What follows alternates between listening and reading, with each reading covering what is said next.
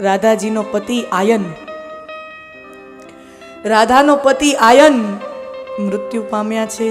રાધા વિધવા થઈ છે, પણ રાધા હજી 16 શણગાર સજવાનું ત્યાગ્યું નથી.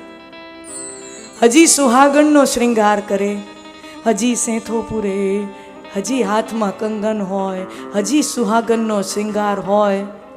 વૃદ્ધ થયું શરીર, પણ ચહેરા ઉપર ઈ જ તાજગી, મુખમંડલ ઉપર ઈ જ તાજગી, પ્રસન્નતા અને સુહાગણનો શ્રૃંગાર છોડતા નથી. સાચું કહું, પ્રેમ કોઈને વિધવા થવા દેતો જ નથી.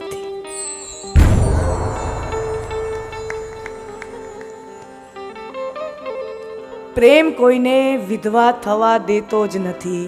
પ્રેમ કોઈને વિદુર થવા દેતો નથી. નિત્ય નૂતન યૌવન પ્રેમનું લક્ષણ છે. ઠાકોર રામકૃષ્ણ પરમહંસ વિવેકાનંદજીના ગુરુ નિર્વાણ પામ્યા.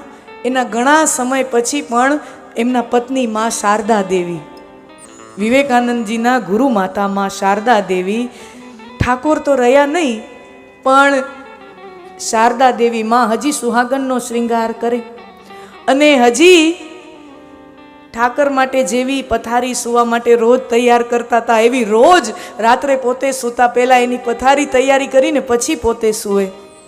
કોઈ શિષ્યોએ આપીને પૂછ્યું, માં ઠાકોર ગયા એને તો કેટલોય સમય થયો, હજી તમે એની પથારી કરો છો, પથારી સજાવી એની તૈયારી કરો અને પછી તમે શયન માટે જાઓ છો? માં શારદા કહે, મારો ઠાકર ક્યાંય ગયો જ નથી. તમારા ઠાકર, તમારા ગુરુ ગયા હશે, મારો ઠાકર ગયો નથી. પ્રેમ કોઈને વિધવા થવા દેતો નથી.